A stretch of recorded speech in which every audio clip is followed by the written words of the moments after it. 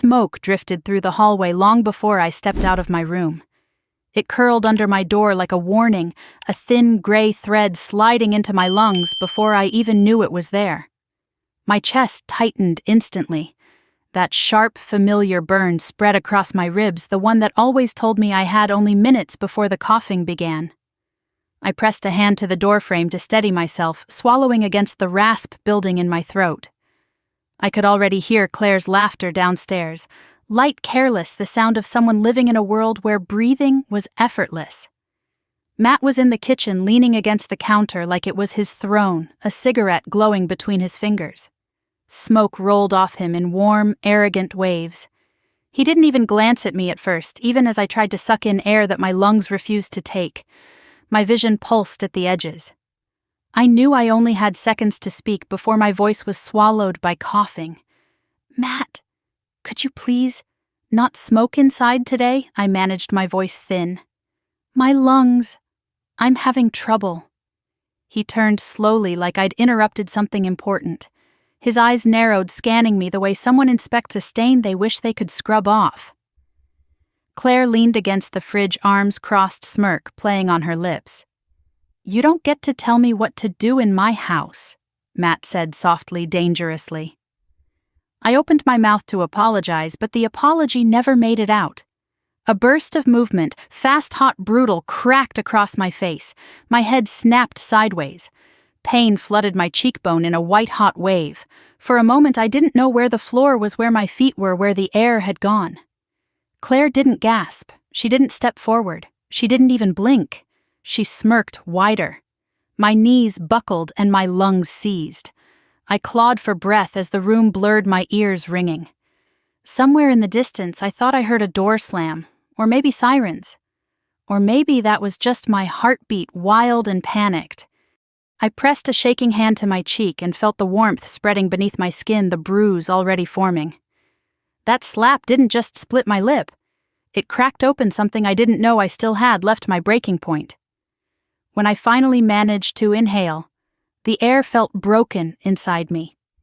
Each breath scraped like sand.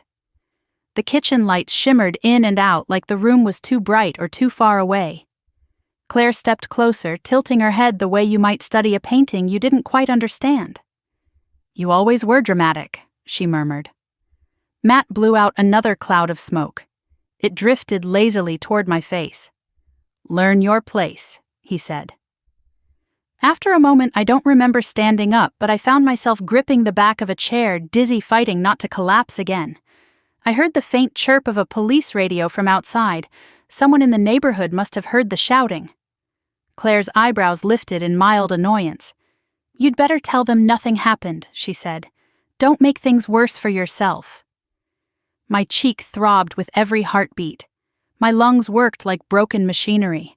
I remember thinking, if I stay here, they will kill me without ever raising their voices again. 2 officers knocked a moment later, stepping into a kitchen full of smoke and tension. Claire greeted them with practiced innocence, her tone sweet and polished. She placed a hand gently against my back and said, "She just gets overwhelmed." She didn't mean to alarm anyone. I could barely speak. I tried to explain the slap, the smoke, the fear tightening around my lungs like rope, but my voice cracked, and the cough hit me hard, doubling me over. The officers exchanged concerned looks, but saw no visible injury, no immediate threat they could act on. They asked a few questions. Claire answered for me every time. Eventually they sighed, wrote a brief note, issued a vague warning about keeping the peace, and left. The door closed behind them. Silence slithered into the room like a final insult, and then Claire laughed softly under her breath. By the time I slipped back to my room, my legs trembled with every step. I shut the door and leaned against it, letting a cough tear through my chest, loud, violent, full of a wet rattle that scared even me. My cheek was swollen now, glowing with heat. When I touched, the skin pain flared all the way into my jaw. I sank onto the bed, staring at the peeling corner of paint near the window. The air in my room tasted stale, tinged with smoke that had seeped into the vents days or weeks ago. I tugged my blanket around my shoulders, shivering. I tried to breathe deeply, but the inhale dissolved into a cough that sent sparks through my lungs. I couldn't stop replaying the moment the cigarette smoke drifting toward me, the slap, the way Claire's smile curled in satisfaction. I searched my mind for excuses, explanations, anything that could make what happened feel less monstrous. But there was none. What happened was simple. My sister watched her husband hit me, and she enjoyed it. Morning came with no apology, no concern.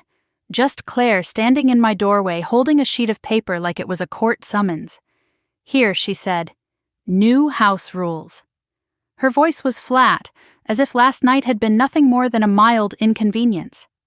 I blinked at her, still sitting on my bed, holding my aching cheek. "You can't keep disrupting the flow of the household," she said. "We all need to coexist peacefully. That means you follow the rules." I forced myself upright, feeling dizziness spin around me. "What rules?" I asked quietly. Claire stepped inside and handed me the paper. No cooking after 7, no opening windows, no adjusting the thermostat, no using the main bathroom, no guests, no late-night walking around. Daily contribution fee, $350. I stared at the list, each item tightening around me like a chain. "I can't afford this," I whispered. "You'll have to figure it out," Claire said with a shrug. "We're not running a charity." My throat tightened as I tried to breathe. The room felt colder, or maybe that was just fear settling into my bones. Later that morning, I walked downstairs to heat tea for my lungs. The house was quiet in the wrong way, heavy, expectant. When I opened the cabinet, I found my inhaler shoved to the back shelf behind a stack of heavy pans. I knew I hadn't put it there. Matt walked in as I struggled to reach it. "You're moving things around again," he said lazily. "Try not to lose your stuff." He lit another cigarette. The smoke rose between us like a wall. I backed out of the kitchen without speaking. My lungs burned for the rest of the day. In the afternoon, I stepped outside to throw away a small bag of trash, a chore Claire assigned me, despite knowing the cold air triggered my symptoms. The sunlight felt too bright, the ground too far, my breath too fragile. And then I saw Marjorie, the neighbor, tending to her yard. She looked up sharply when she spotted me. Her gaze went straight to the fading bruise on my cheek. "Dear, are you all right?" she asked quietly. I startled, shaking my head automatically. "I'm fine. Just adjusting." She looked unconvinced. Her eyes held something like concern and something like recognition. "I hear things," she said softly. "Walls are thin around here." A shiver crawled up my spine. She lowered her voice. "If something feels wrong, it probably is." I nodded once, unable to speak. She didn't push further. She just offered a small, knowing smile and went back to pruning her flowers. Inside the house, silence pressed in again. I climbed the stairs slowly, feeling the weight of the air shift with every step. My breathing grew uneven. The hallway felt colder than the rest of the house. The vent hummed softly, blowing air tinged with that faint bitter smell, smoke, and something chemical I couldn't name. I stood in front of my bedroom door, hand trembling on the knob. This house wasn't shelter. It wasn't a home. It was becoming something else entirely, something that fed on my weakness, something that grew stronger every time I coughed or cried. I closed my eyes, inhaled as deeply as my lungs allowed, and stepped inside. Nothing would ever be the same after last night. I think that was the moment I stopped hoping things would get better, and started realizing I had to find a way out. The morning after the slap felt heavier than my lungs had ever been. I woke with a pounding in my cheekbone and a wheeze deep in my chest, the kind that meant the day would be a battle from the first breath. My room was dim, pale sunlight filtering through a thin curtain Claire had insisted on, because heavy drapes collect dust, and you already cough enough. The air smelled faintly of last night's smoke, as if the walls themselves had absorbed it.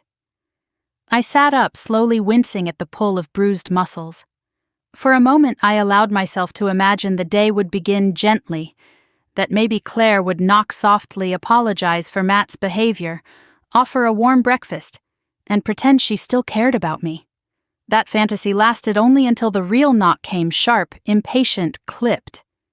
Claire didn't wait for me to answer. She pushed the door open with her elbow, eyes narrowed, expression stiff. You're awake. Good, she said. We need to get some things straight. She held out a sheet of paper. I blinked at it, still disoriented. It trembled in her hand, not from nerves but from annoyance, as though my slower breathing inconvenienced her.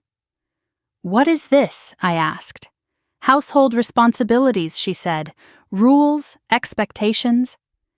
My heart thudded. I hadn't even left the bed and already my chest felt tight. I took the paper. Her voice dropped lower. And Anna, don't bring up last night again. Matt was stressed. You provoked him. Let's move on. She walked away before I could form a reply.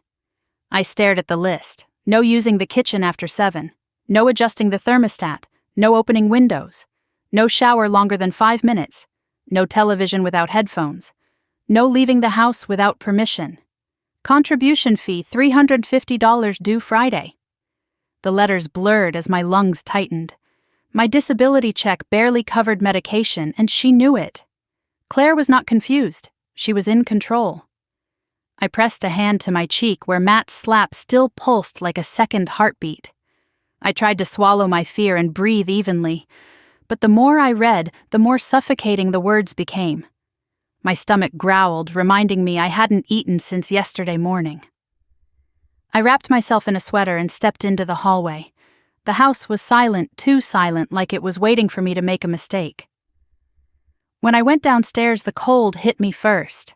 Claire had lowered the thermostat so much that the hardwood floor felt like ice beneath my feet. My joints ached instantly. Matt's voice drifted from the living room. She's going to run up bills again, he muttered. Claire replied in a hushed tone, Good. She needs to understand she can't freeload. I swallowed and moved as quietly as I could. Every step felt like trespassing. When I reached the kitchen, I noticed my inhaler missing from the counter where I'd left it. After searching all the cabinets, I finally found it shoved behind a stack of pans I couldn't reach without climbing onto a chair. I stood on my toes, stretching my fingers toward the plastic tube. Matt entered just then. Digging for treasure, he asked, smirking. I needed my inhaler, I whispered. You should keep track of it then, he said. This house isn't your personal storage. He lit a cigarette without breaking eye contact and exhaled slowly. The smoke drifted over his shoulder toward me. I stepped back, tapping my chest lightly. He watched my struggle with an almost curious expression before turning away, leaving the cigarette burning in the ashtray. I made tea weak the way Claire insisted and retreated upstairs. I sipped it slowly, letting the warm steam soothe my throat. But the peace lasted only minutes. When I headed back down to wash the mug, a new object caught my eye. A small round camera mounted on the hallway wall pointed directly at the staircase, and more importantly, my bedroom door. I froze. Claire's voice floated behind me. Isn't it great? Now we have proof of everything that happens in this hallway. No one can accuse us of anything. My skin prickled. I didn't accuse. That's not the point, Claire said, brushing past me. This is for everyone's safety. But the lens stared at me like an unblinking eye. It wasn't there to protect me. It was there to monitor me. I returned to my room with a knot forming in my stomach. I needed fresh air, but when I opened the window, Claire appeared instantly as if summoned. What are you doing? She demanded. I just needed some fresh air, I said. It's February, she snapped. You're wasting heat. Shut it. I hesitated, and she reached past me and slammed the window. The gust of movement stirred dust into the air, making me cough. You need to be more considerate, she said coldly. Matt and I work hard to maintain this house. Don't make us regret our generosity. Generosity. The word felt poisonous. That afternoon, Claire handed me a white envelope with my name on it. Inside was the invoice for the household fee. $350, due in 4 days. I stared at her, stunned. Claire, I don't have that kind of money. She smiled tightly. Then you'll need to figure something out. We're not paying for your electricity and food on top of everything else. It's not fair, I whispered, hating myself for how weak my voice sounded. Life isn't fair, Anna, she said, shrugging. You of all people should know that. Later, while taking out the trash, another new chore, I saw Marjorie again. Her eyes landed immediately on the bruise. "Is that from a fall?" she asked. I shook my head before I could stop myself. "No, it's nothing." Her expression softened with concern. She lowered her voice. "Walls are thin," she said again, "and I've heard things." My breathing hitched. She continued before I could answer. "If you ever need help, just knock, or leave a note in my mailbox. You're not as alone as you think." I nodded, blinking rapidly to keep tears back. When I stepped back into the house, the warmth of Marjorie's words clung to me until the cold air swallowed it. The moment I climbed the stairs, I felt the pressure of eyes on me. The camera's red light blinked steadily, tracking my movements. I noticed something new. The vent above it puffed out a faint smoky draft, even though no one was smoking. The smell seeped into my room like a whisper. A threat. A reminder. I shut the door behind me and leaned against it. My breathing grew shallow as I stared at the list of house rules pinned to my wall. My fingers shook. Not from cold this time, but from anger rising like heat under my skin. I picked up the paper, tracing each line. No window, no thermostat, no movement after 7, no voice, no air, no dignity. My lungs tightened again this time, not from smoke or cold, but from the realization sinking into my bones. They weren't trying to help me, they weren't trying to support me, they were trying to control me. Every rule tightened their grip, every violated boundary dimmed my existence. Every breath I took felt like permission I had to earn. That night, I lay awake listening to the house groan in the dark. Pipes shifted, vents hummed, the camera clicked faintly as it adjusted its lens. Every sound reminded me this place didn't want me here. Or worse, it wanted me here for the wrong reasons. My lungs wheezed as I pulled my blanket tighter and stared at the ceiling. The bruise on my cheek throbbed softly, echoing the reminder of Matt's hand and Claire's smirk. I whispered into the darkness more to myself than anyone else. I have to find a way out, before this house swallows me whole. The words drifted into the cold air and dissolved, but the resolve behind them stayed. For the first time since moving in, the fear did not smother me. It shaped something else, a small sharp ember of defiance, and underneath that ember, the first fragile breath of a plan. The next few days slid by in a blur of cold air, stale smoke, and rules that grew heavier each time Claire printed a new version of them. I woke every morning with a pounding behind my eyes and a tightness in my chest that didn't loosen until midday if it loosened at all. My inhaler sat like a lifeline on my nightstand, but even it felt weaker now, as if each puff had to fight harder to keep me upright. One morning I reached for my sweater to guard against the cold seeping into the upstairs hallway. The thermostat read 58 degrees again. Claire insisted it was a necessary cutback to manage bills, but the rest of the house stayed warm. Only my room sat barely heated. The cold settled into my bones like a punishment meant to look like frugality. I opened the door, slowly pausing, when I noticed the faint smell of cigarette smoke drifting through the hallway vent. It wasn't strong, just enough to sting the back of my throat. Matt wasn't awake yet. Claire's feet never touched the floor before 8. So who had been smoking near the upstairs vent at dawn? My lungs tightened as I stepped into the hall. The camera blinked its little red light at me, watching, recording, measuring the seconds it took me to walk down the stairs. I kept my eyes forward, moving carefully, pretending not to notice the hum of the vent or the prickling fear gathering under my skin. The kitchen was empty except for the remains of last night's smoke hanging low, trapped by the closed windows Claire refused to open. When I reached for a glass to pour some water, I found the cabinet rearranged again. My inhaler wasn't in the spot I'd put it. My tea was pushed to the back. Everything felt touched, moved, sifted through. Claire watched me from the doorway, arms crossed, hair perfectly smoothed into a ponytail that made her look younger, calmer, less like the woman who wrote house rules prohibiting me from breathing the wrong way. "You need to stop losing your things," she said. I looked at the cabinet again, then back at her. I didn't lose anything. Someone moved it. "Are you accusing me?" Her eyebrow arched like a warning. "No, I just—" "Good," she snapped. Because I don't have time to track your stuff. I forced myself to inhale slowly through my mouth and released it through my nose. Each breath felt like dragging cold air across broken glass. Later that afternoon, Claire handed me a spray bottle and a rag. Her tone was sweet in a way that prickled my skin. Clean the kitchen. And don't use too much soap. You always overdo it. I nodded, taking the bottle moving slowly because bending too fast made me lightheaded. As I wiped the counters, I heard Claire laugh softly at her phone, her voice drifting toward me like smoke through a cracked window. Every few minutes she peeked in, monitoring my progress like I was a teenager on chore duty. Halfway through wiping the lower cabinets, I reached up for the rag and saw that the vent above the kitchen door was pushing out a haze that shimmered gently in the light. Not thick enough to set off alarms, but enough to sting my nose. The coughing began before I could stand. Sharp, deep, the kind that made my ribs ache. I pressed my fist to my chest, struggling to steady myself. Claire rolled her eyes. "Anna, you're scaring the dog," she said. "They didn't even have a dog." I excused myself and climbed the stairs slowly. Each step felt like wading against a tide of heavy air. When I reached my room, I pressed the door shut behind me and leaned back against it, sliding down to sit on the floor.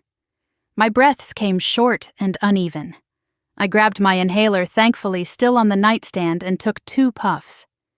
The medicine opened my lungs just enough to quiet the panic without stopping the fear. Once my breath steadied, I lifted my head and saw something I hadn't noticed before: a slight discoloration around the vent in my room. Yellowish gray, smoke residue. I crawled to it and brushed my fingertip along the inside edge of the cover. My finger came away smudged with ash. A cold shiver ran through me. Smoke had been blown directly into my room. Deliberately. Someone had exhaled or burned something right at the vent intake. I tried to swallow, but my throat felt too tight. That evening, when Claire left her wine glass on the living room table and went upstairs, I took a moment to breathe in the absence of her presence.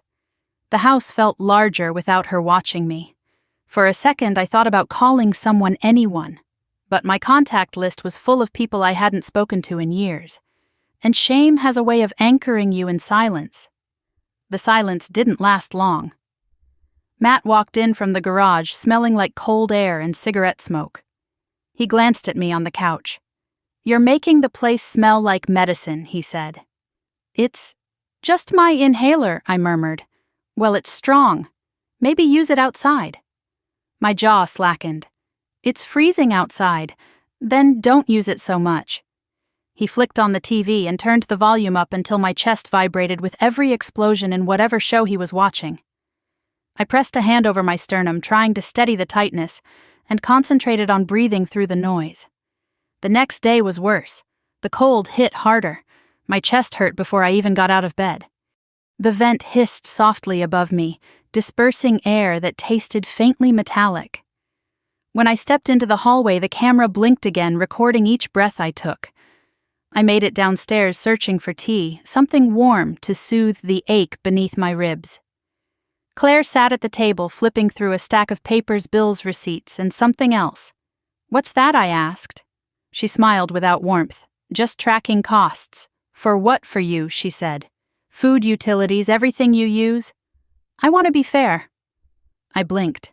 "I already pay the household fee. You pay a portion," she corrected. "Not enough for all the extra burden." Extra burden. The words hit harder than Matt's slap. I looked at the stack again. She was listing everything down to the number of tea bags missing from the box. I couldn't breathe for a moment. "You're charging me for food I don't eat," I said quietly. "You don't eat much, but you still breathe." "That costs money," she replied, flipping another page. My vision blurred, and for a second I thought I might faint. I gripped the edge of the table, steadying myself. Claire glanced up, annoyed. "Can you not do that?" "You look like you're about to drop dead, and that's not my responsibility." I left the room without answering.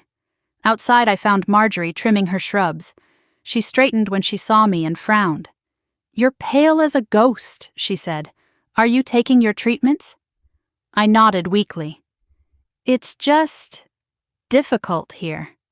She watched me, really watched me the way people do when they're trying to fit together pieces of a puzzle you're too tired to explain. "Anna," she said softly, stepping closer, "if something's wrong, you can tell me." My throat closed. Every instinct screamed to say nothing to protect Claire, to avoid escalating what was already unbearable. But Marjorie's eyes didn't judge. They held something like worry, something like truth. "I'm trying," was all I managed to whisper. She touched my arm gently. "Trying isn't the same as safe." I carried her words with me as I walked back inside. They pulsed louder than the hum of the vent, louder than the camera clicking, louder than the fear pressing down on me. By afternoon, the cold settled deeper in my bones. My joints stiffened, my breath shortened. I asked Claire if she'd consider raising the thermostat just a little. "We can't afford it," she said. "I can give you part of my check." "You already owe us," she cut in. "Don't add to the debt." Debt. She called my existence a debt. That evening, as I stood at the kitchen sink washing dishes, I reached for a towel and knocked over a glass. It shattered. The noise echoed through the house. Matt was there in seconds, looming over me. "Can't you do anything without breaking something?" he growled. I'm sorry. I didn't mean—" "You never mean anything," he said. "You just cause problems." His voice lowered further, almost a whisper. "Don't make more of them. Understand?" I nodded quickly, throat tight. He stepped back and I sucked in a shaky breath. My lungs burned from how long I'd held the air in. Upstairs, the vent hissed again. I sat on the edge of my bed, fingers shaking as I touched the yellowed edge of the vent. Why was it discolored? Why wasn't the rest of the house affected? Why did the smoke always drift into my room first? The truth pressed against my ribs. Someone was blowing smoke into the system, directly into the duct that fed my room. I didn't know why. I didn't know how long. I didn't know what would happen next. But for the first time since moving into this house, I let myself consider a terrifying possibility. This wasn't just neglect. This wasn't just cruelty. This was control. A slow suffocation disguised as inconvenience. And I was running out of air. I lay back, staring at the ceiling until the lines blurred. My breath rattled softly, each inhale a reminder that time was thinning around me, just like the oxygen in this room. I closed my eyes and whispered into the darkness. Something is wrong. Something is very, very wrong. And finally, the part of me that always tried to excuse everything went quiet. The cold woke me before the sun did. It curled beneath the door, slid over the hardwood floor, and settled against my skin like frost. My breath came out in a pale cloud, visible even in the dim morning light. The thermostat in the hallway still showed 58 degrees. No matter how many sweaters I layered on the cold, always found a way in seeping into my bones, tightening my lungs, making every inhale feel like swallowing winter air. I sat on the edge of my bed, hugging my arms around myself until the coughing began soft at first, then sharp, rattling, spiking pressure behind my eyes. I braced both hands against my knees and waited for the fit to pass. It always passed eventually, but each time it took a little more out of me. When I finally stood, I felt lightheaded, the floor tilting slightly beneath me. I steadied myself against the wall and reached for the doorknob. The moment I opened the door, heat from downstairs drifted up the staircase, just enough to remind me that the rest of the house was warm. Only my room remained a refrigerated box. I descended slowly each step, making my joints ache. In the kitchen, I found the vent above the pantry humming softly. That faint scent of cigarette smoke curled from it again, not overpowering, just enough to sting the back of my throat. I pressed my lips together, forcing myself not to cough. Claire was already awake, standing by the counter in her pristine yoga pants, scrolling through her phone. She didn't look up. "I thought you were still asleep," she said casually. My voice cracked. "It's too cold upstairs." "It's fine," she said without glancing at me. "It keeps the energy bill down." "For my room only." She paused for half a second, barely noticeable, before responding. "The upstairs vents are old, you know that. but I'd lived in enough places to know the difference between old and adjusted. The heat wasn't broken. It was deliberate. I poured water into a mug for tea, trying to steady my trembling hands, when Claire suddenly looked up. "You left the window unlocked yesterday. I cracked it open for air," I said.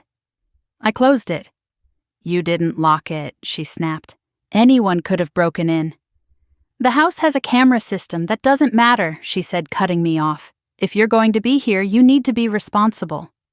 Her tone sliced through me sharper than the cold did. I nodded and took my tea upstairs. Claire followed. She stood in my doorway without knocking again. Her eyes scanned my room as if taking inventory. "We need to go over a few more updates," she said. "For the house rules." I clenched my jaw, trying not to flinch. "You've been using too much hot water. Your showers need to be shorter." I inhaled slowly. "They're already short." "Then make them shorter." She stepped further into the room and picked up my medication bottles, reading labels like she had authority over them. "And this nebulizer is loud. You should do treatments when Matt and I aren't home." "My breathing." "Nobody is saying you can't breathe," she said, voice flat. "Just be considerate." She placed the bottles back without aligning them the way they were before she touched them. The disordered row made the room feel tilted. When she finally walked away, I sat on the bed and pressed both hands against my face until the urge to scream dissolved into a quiet exhale. I tried to distract myself by cleaning. Cleaning made me feel useful, needed, maybe even welcome. But when I finished making the bed and turned toward the door, Claire stood there again. I didn't hear her approach. "You fold your sheets wrong," she said. I froze. "I've been making beds for decades, Claire." She smiled thinly. "Not like this." She walked away, leaving me with the sheets half smoothed, half crumpled, and a feeling inside my chest like my ribs were tightening around my lungs. By late morning, the cold in my room felt sharper than before. I touched the vent above my pillow. It was blowing more aggressively today. The draft carried that same faint bitterness, the residue of someone else's habit drifting through the metal lungs of the house. A shiver ran down my spine. As I stepped outside to retrieve the mail later, I spotted Marjorie from next door. She was watering a row of frost-resistant shrubs, her breath forming small white clouds. When she looked up and saw me, her expression shifted instantly. "You look worse," she said softly. "Is everything all right?" I tried to smile. "Just cold and tired." "You've been coughing more," she observed. "Even last night, I heard it through my window. I opened my mouth to apologize, but she waved a hand. No need for that. I just want to make sure you're okay." The kindness in her voice made something inside me tremble. "I'm managing," I said. She stepped closer. "If you ever need anything at all, just knock. Or leave a note if she's watching." My throat tightened. "Thank you." Marjorie held my gaze for a long moment before lowering her voice. "Your sister doesn't seem herself lately." I didn't trust my voice enough to respond, so I nodded instead. She squeezed my arm gently before returning to her shrubs. When I re-entered the house, warmth hit me immediately, thick, heavy, concentrated downstairs, nowhere upstairs. I climbed the staircase slowly, aware of the camera following my movement. I could almost feel its gaze pricking the back of my neck. Cold air poured from the vent outside my door. My room felt like a tomb waiting to be sealed. I stepped inside and closed the door behind me. My phone buzzed on the nightstand. A text from Claire: "Do not go outside without telling me first. We have routines here. Don't disrupt them." Routines. As if my existence was a disruption to the rhythm of their lives. My chest tightened again, not from COPD this time, but from anger tightening like a fist around my lungs. I lay back on the bed, staring at the ceiling cracks I hadn't noticed before. Thin lines spreading outward, almost delicate. They looked like fractures, hairline breaks, forming long before the structure gives way. That evening, Claire cooked pasta. The smell drifted through the house, warm and inviting, reminding me of childhood nights when she'd beg me to stir the pot for her because she didn't want to burn her hands. Memories felt dangerous now. They made me hesitate. They made me hope. and hope made me vulnerable. Matt came home smelling of cold air and cigarette smoke. He brushed past me in the hallway without acknowledgement. When he reached the kitchen, he kissed Claire's cheek and murmured something that made her laugh. Her laugh clanged in my ears like a door slamming shut. Later, as I poured myself a tiny bowl of pasta because any more would be noted, Claire leaned against the counter. "You've been using a lot of electricity," she said. I don't think so. The heater in your room runs all night. It's freezing in there. You could use extra blankets." "I already do." She sighed dramatically as if I were a child testing her patience. "Then figure something out. We're not made of money." Matt snorted without looking up from his phone. My pulse beat loudly in my ears. The air felt thick again. I finished eating in silence and went upstairs before they could find anything else to scold me for. When I reached my room, the cold slapped me full in the face. It was colder than before. I crossed to the vent and lifted my hand to it. A strong draft blew against my fingers, but it wasn't just cold air, it held the faint, bitter tang of smoke again. My lungs seized before I could turn away. A coughing fit ripped through me, dragging me to my knees. I grabbed the nightstand for support and knocked my inhaler to the floor. My vision blurred as I reached for it. As I tried to breathe, I heard footsteps outside my door. Claire's voice drifted into the room as casual as ever. "You really need to stop overreacting to everything she said. It's exhausting," I gasped for breath, unable to answer. After a moment, her footsteps retreated. I stayed on the floor until the cough subsided, until I could breathe without tasting blood at the back of my throat. The house had grown quieter by then. Too quiet. I crawled toward the vent and touched it again. More residue smeared onto my fingertips. Someone had been manipulating the airflow. Someone had been pushing smoke through the system. My lungs heaved once more. This wasn't accidental. This wasn't neglect. This was targeted, controlled, deliberate.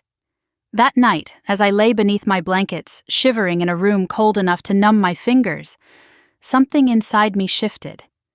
I stopped asking myself why they treated me this way. Instead, I asked how far they planned to go, and how long I could survive it. When the house finally went quiet, I whispered my first unfiltered truth into the darkness. This house wants me gone. But the more terrifying thought followed right after, and they know it. I woke before dawn with the unsettling certainty that if I didn't act soon, something irreversible would happen to me in this house. My lungs were tighter than they had ever been, each inhale a negotiation, each exhale a prayer. The cold in my room felt more deliberate than accidental, like hands pressing against my chest from the inside. I sat up, slowly reaching for my notebook on the nightstand. The pages held only a few scribbles, so far dates fragments, moments I didn't want to forget even when I wished I could. Last night's smear of ash from the vent marked the most recent entry. I stared at the note until the words blurred. Outside the room I heard footsteps, slow, drawn out, careful. Someone paused right outside my door. I froze, holding my breath. A shadow moved under the doorframe, then lingered before finally fading down the hall. Whoever it was had been listening. I clutched the notebook to my chest and whispered to myself, "I can't survive this alone." The thought wasn't dramatic. It was factual. My lungs were losing the war. The house was suffocating me. Claire and Matt were squeezing tighter each day. If I didn't send a signal now, I wouldn't make it to whatever tomorrow meant to them. I grabbed my phone and pulled the blanket over my head, creating a small pocket of warmth where my breath didn't sting so sharply. I typed slowly, searching for anything that could help. Vulnerable adult rights, COPD abuse household, legal help for at-risk adults. Most of the results felt too big, too far, too theoretical. I scrolled until a small line of text caught my eye. Local legal aid hotline, free confidential assistance. My pulse quickened. I hesitated. Calling meant stepping out of the fog of denial, the one that kept telling me this was family, this was temporary, this was survivable. But the bruise on my cheek told another story. I pressed the number. A man answered on the first ring. "Legal aid. This is Daniel. My breath hitched. Hi. I'm not sure if this is the right place. His voice softened immediately. Take your time. Are you safe to talk? I looked at the door, imagining the shadow still standing there waiting. I think so, I whispered. What's your name? He asked. Anna. Anna, are you in immediate danger right now? I don't know, I said honestly. But I think something is very wrong. I told him about the smoke in the vents, the slap, the cold room, the missing inhaler, the rules, the camera, the suffocating growing dread. My voice broke twice, and each time he waited patiently. When I finished, Daniel's tone changed not to sympathy, but to a kind of steel-edged clarity. Anna, he said quietly, what you're describing is not just unhealthy, it's abusive, and parts of it are criminal. My chest tightened. I don't want to get my sister in trouble. You need to prioritize staying alive, he said firmly. What's happening to you cannot continue. A tear slipped down my cheek before I could stop it. Hearing someone say the words I'd been choking on made everything too real. What do? I whispered. First, he said, you document everything. Photos, audio timestamps, receipts. Anything unusual, save it. Second, do not confront them. Let them believe nothing has changed. Third, call me if anything escalates. And lastly, he paused, letting the silence strengthen the words to come. You are not alone. I'm with you now. A soft sob escaped me. I covered my mouth, afraid someone downstairs might hear. Anna, he added, you're doing the right thing. After the call, I hid the notebook inside the lining of an old winter coat folded in the back of my closet. Then I tucked my phone under my mattress, not far enough to lose access, but far enough that Claire wouldn't find it if she barged in again. And she did. Later that morning, she entered my room without knocking again, making my shoulders tense instantly. You're up early, she observed, eyes scanning every corner like she was taking mental inventory. I couldn't sleep, I said. Well, try, she replied sharply. Matt has a big presentation today and he doesn't need distractions. And don't go outside without telling me first. I nodded because nodding was easier than breathing through another interrogation. After she left, I waited a full minute before taking out my phone and testing the audio recorder.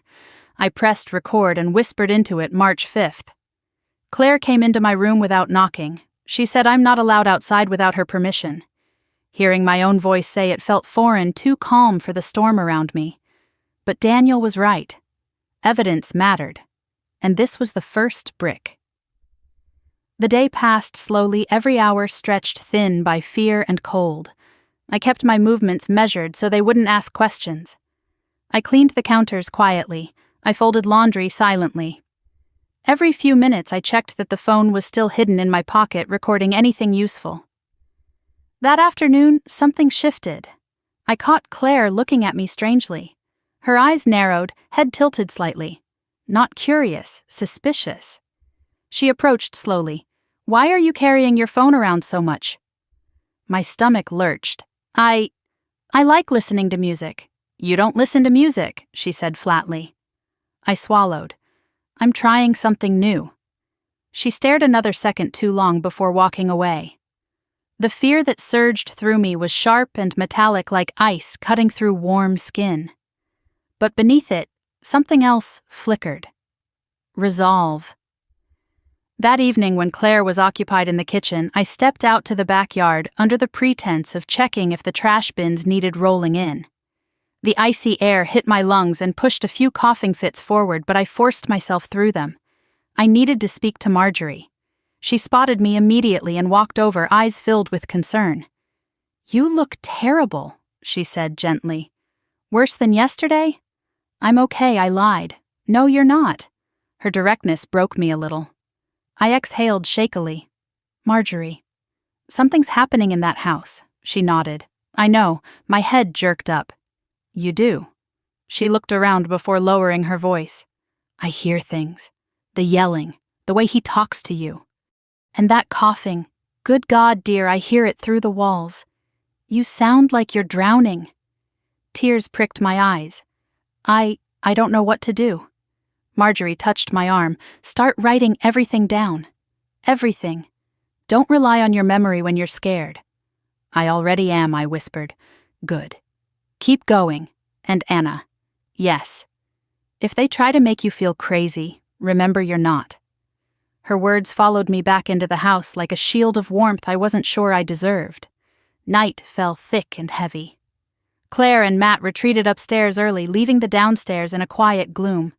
I crept out of my room to check the hallway vent again. A faint haze curled out smoke so thin it might have been imagined if not for the acrid sting it sent through my nostrils. I pressed record on my phone. Footsteps approached fast. Matt appeared at the end of the hallway, filling the narrow space with his height and presence. He stared at me for a long moment, lips curving into something between irritation and amusement. "Why are you always wandering around at night?" he asked. "I'm just getting water." "You don't need to do that," he said, stepping forward until he was too close, too solid. "Stay in your room. It's better for everyone." My knees trembled.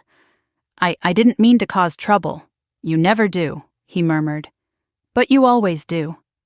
He tapped the camera near the staircase with 2 fingers, the gesture slow and taunting. "Just remember," he said quietly, "we see everything." He walked away before I could breathe properly again. I closed my door and pressed my back to it, sliding down until I was sitting on the floor. My heart pounded. My lungs struggled to find a rhythm. But the phone in my pocket was still recording. His threat was captured. And for the first time since moving into this house, fear didn't shut me down. It sharpened me. I whispered into the dark, into the small pool of air that was still mine. "You don't know that I'm watching you back." Outside, the vents hummed. Smoke drifted. The camera blinked. But something had changed. I had taken my first step out of silent suffering. And there was no going back. I woke with a strange kind of determination humming beneath my ribs, something that didn't come from strength, but from desperation that had finally learned how to stand.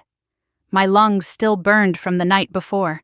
The cold still pooled in my room like a fog that refused to lift. But something inside me felt steadier. Maybe Daniel's voice lingered there. Maybe Marjorie's concern. Maybe the quiet defiance that had taken root under my skin. Evidence, Daniel had said. Evidence is survival. I sat up slowly, reaching for my phone hidden beneath the blanket. My fingers trembled as I opened the recorder app. I whispered the date and the time, then set the phone aside. Next, I took the tiny recorder Daniel had mailed me, packed discreetly in a padded envelope, addressed only to my initials, and read the instructions twice before I dared place it behind the decorative plant in the hallway. The leaves draped over it perfectly. Anyone glancing by would never know a small red light blinked beneath them. As I straightened the plant, I heard Claire humming downstairs, an eerily bright tune that made my stomach twist. She only hummed when she was satisfied or preparing to scold someone. I couldn't tell which it would be today. I crept down the stairs, slowly letting the recorder capture every footstep and every murmur. When I reached the kitchen doorway, I steadied my breathing and listened. Claire spoke quietly to herself as she wiped the counter. "She's been too calm lately," she muttered. "Maybe she's finally learning." My skin prickled. If only she knew what that calmness meant. I stepped into the kitchen. Claire looked up, her eyes widening a fraction, surprised I'd appeared without coughing first. She recovered quickly and offered a tight smile. "You're up early again," she said. "I couldn't sleep." "Then rest more." She walked past me, brushing my shoulder with a deliberate coldness.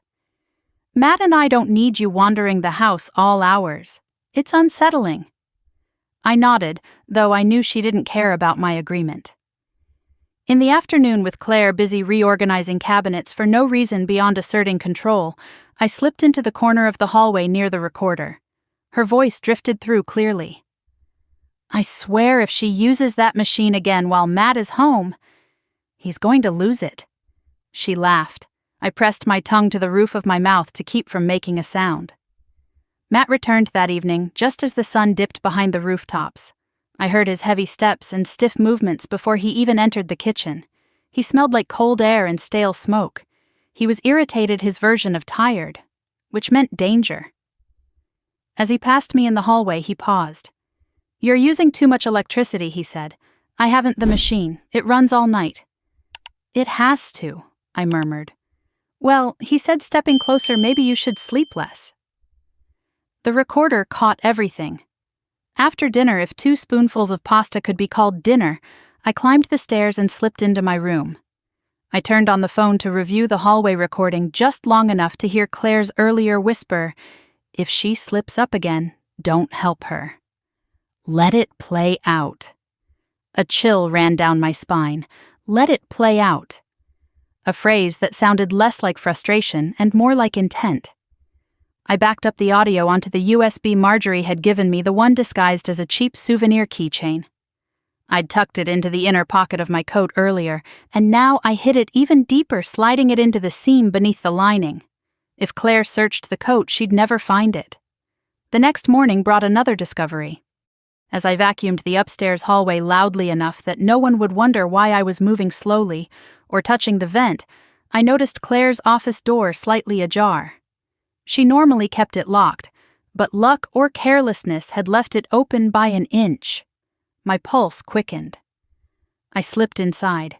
Papers lay scattered across her desk, bills, sticky notes, a list titled "Projected Monthly Income," and a printed form from the state's caregiver stipend program.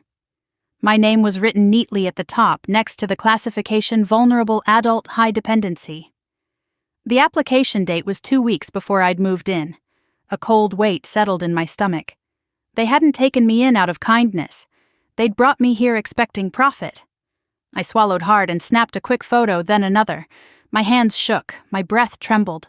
Footsteps sounded on the stairs. I rushed out, pressing the vacuum switch just before Claire appeared in the doorway. "What are you doing?" she asked sharply. "Just cleaning," I said, keeping my face lowered so she wouldn't see how pale I had gone. She stared at me for a moment too long before walking away. I didn't move until her footsteps faded downstairs. That night when I told Marjorie I needed to talk, she met me in the shadowed corner of her yard. Her breath puffed into the cold air and she looked both worried and determined. "You're getting worse," she said. "I can hear it." "Claire and Matt," I began, then faltered. Marjorie stepped closer. "Anna, tell me." I told her about the smoke, the room, the slap, the cold, the rules, the hidden documents. Not everything, but enough. Enough to see her expression change, sympathy melting into anger. She reached into her jacket pocket and handed me a bag of grocery staples, throat lozenges, the tea she'd noticed I favored, a small box of cough drops. "You hide that," she said. "Don't let them know I gave you anything." Then she pressed a small USB case into my palm. "In case your phone breaks," she whispered. "In case they break it." My throat tightened. "Why are you helping me?" She held my gaze. "Because I've seen women disappear in homes like this. I'm not letting you be one of them." When I returned to the house, the cold felt sharper, as if the walls had overheard everything. I climbed the stairs and paused, hearing the faintest scraping sound near my door. The vent hissed and pushed out a draft that smelled different tonight. Stronger, dirtier, unmistakably contaminated with smoke. My lungs seized, instantly jerking a cough from deep inside me. I dropped to my knees. The nebulizer sat beside my bed, but when I reached for it, the water chamber was bone dry. I'd filled it that morning. Someone had emptied it. My body shook as I struggled to draw in enough air to stay conscious. I grabbed the inhaler and took 2 puffs, then 2 more. The wheezing eased only slightly. Exhaustion settled over me like a heavy blanket. When the coughing finally slowed, I stayed on the floor, too weak to stand, staring at the vent with resentment hot as fever. This wasn't an accident. This wasn't neglect. This was a pattern. And patterns could be proven. Late that night, while reviewing the day's recordings from my phone, I heard something else, something I hadn't caught earlier. Matt's voice, low and irritated. "She's getting harder to control." Then Claire's reply. "Then we need to speed things up." My skin crawled. Speed what up? What was left to speed? My heart pounded as I backed up the files onto the USB. I tucked it into my coat, then tucked the coat into a bag under my bed. If they snooped again, I needed layers of protection. Around midnight, I stepped out to get water, chest still aching. The hallway was dark except for the dim glow of the camera's red light. Then Matt appeared at the far end of the hall, silent, looming shoulders tense. He didn't move at first, just stared. It was a long, cold stare. Then he stepped forward, slowly, deliberately. Every movement calculated. "You're making everything harder for yourself," he murmured, his voice low and calm, in a way that chilled my blood. He tapped the camera again, his fingers clicking against the plastic dome. "Remember," he said, leaning closer, "we see everything." I closed my door the moment he walked away, locking it, even though Claire had told me locks were a sign of distrust. My lungs felt tight, but this time it wasn't only physical. I sat on my bed wrapped in blankets, gripping my phone. Fear still lived in my body, but something else did too, a pulse of determination that beat harder each time they underestimated me. I whispered into the darkness, into the cold air that no longer felt like it belonged to this house. "You don't know that I'm watching you back." And for the first night since I moved in, I didn't feel entirely helpless. I felt ready. Tomorrow, she won't see it coming. Claire's words from the night before clung to me like a cold sweat as I opened my eyes. The sky outside my window was still dark, the kind of early hour where even birds hesitate to break the silence. My lungs were already tight, as if they sensed something in the air before I did. I pushed myself upright, coughing softly until the fit receded. I dreaded leaving my room, but staying inside felt worse. The cold bit at my skin the second I opened the door. The camera blinked awake at my movement, its red light blinking like a pulse. Downstairs, I heard murmured whispers and the clinking of dishes. Claire and Matt never woke this early. It was unusual enough to spike my heartbeat. The murmur stopped abruptly when my foot hit the bottom step. I entered the kitchen slowly. Claire stood beside the sink, her hair pulled back, her expression too still. Matt leaned against the fridge, arms crossed, cigarette already smoldering between his fingers. They both stared at me as though they had rehearsed this moment. "You look tired," Claire said brightly. "Too brightly. Maybe stay in your room today. Rest." Her tone wasn't a suggestion. It was a command. I just need my morning tea," I whispered, trying to steady my breathing. The air in the kitchen was heavy with smoke. Matt smirked and flicked ash into the sink. "You should really stop complaining so much. The drama gets old." I swallowed hard and reached for a mug. My hands shook not from weakness, but from the instinctive fear that traveled up my spine whenever he looked at me like that. When I turned toward the pantry to grab tea, the room seemed to shift. Matt stepped closer. Too close. I could smell the smoke on his clothes before I saw the cigarette in his fingers. He inhaled once, long, deliberate, then exhaled a stream of smoke in my direction. It hit me like a wave. My throat seized first, then the burning sank deep into my chest. I coughed, doubling over, slightly gripping the counter to steady myself. "Matt, please." I gasped. "You know I can't. You can't," what he said. "Handle a little smoke, that's your problem, not mine." I felt the world tilt. Claire watched from the doorway, arms crossed, face unreadable. "Matt," I managed, voice cracking between coughs. "Please don't." Smoke in my face. He stepped closer, invading the space between us, until the heat of his breath hit my cheek. "You don't get to tell me what to do in my house," he murmured. He took another drag and exhaled directly at me. My lungs convulsed instantly. Pain shot through my ribs. I grabbed the counter because my knees buckled. Each breath felt smaller than the last. My airway was narrowing too quickly, like a fist squeezing from the inside. "I can't breathe," I wheezed. Claire's lips curled slightly. Not a smile, something colder. "You're always making everything about you," she said. "Just calm down." I stumbled toward my inhaler on the table, but when I reached for it, my fingers hit empty air. It wasn't where I left it. I dropped to my knees, frantic, searching the floor. Each second burned. "My inhaler," I rasped. "Where is it?" Matt shrugged. Maybe you should keep better track of your stuff. My vision pulsed, my hearing buzzed. I crawled toward my room, remembering the nebulizer beside the bed, but when I tried to use it earlier, the tubing felt loose. Had someone touched it? Sabotaged it. My hands shook as I reached for the machine now. The tubing detached with a soft pop.